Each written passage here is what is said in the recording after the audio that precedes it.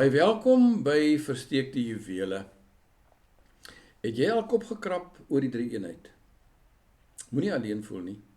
Maar die groot ding is nie hoe God se drie-eenheid in die teorie lyk nie, maar hoe God werk in sy drie-eenheid en hoe dit ons harte raak.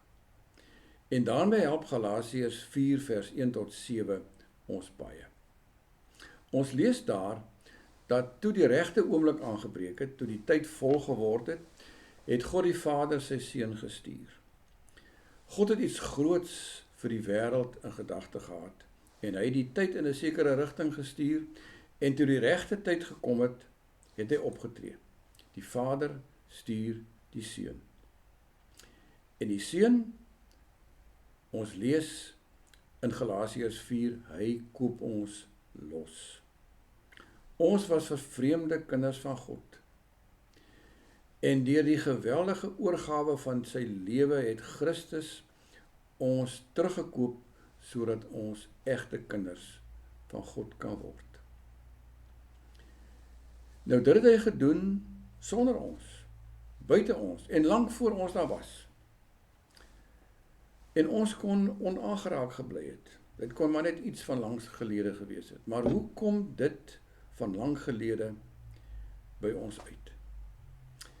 En hier kom die Heilige Gees in die prentjie. Die Heilige Gees bring Christus en sy loskoopwerk van destyds na ons toe. Hy bring Christus se verlossingswerk na ons toe, sodat ons dit kan aangryp en die nuwe lewe kan kry. Ons lees dat die Gees in ons uitroep, Abba, Vader. Die Heilige Gees maak dat deur Christus ons die Vader van Jesus ook kan noem ons Vader, my Vader. Dit is hoe God werk in sy drie-eenheid. Die Vader stuur die Seun koop ons los, en die Heilige Gees bring Christus in ons in, sodat ons die Vader van Jesus kan noem ons Vader.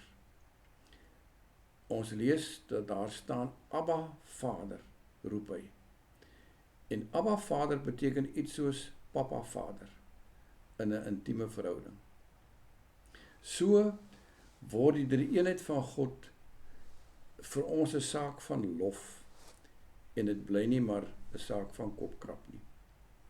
En ons kan maar net soos in baie liedere die drie-eenheid van God besing, loof, eer aan die Vader, die Seun en die Heilige Gees.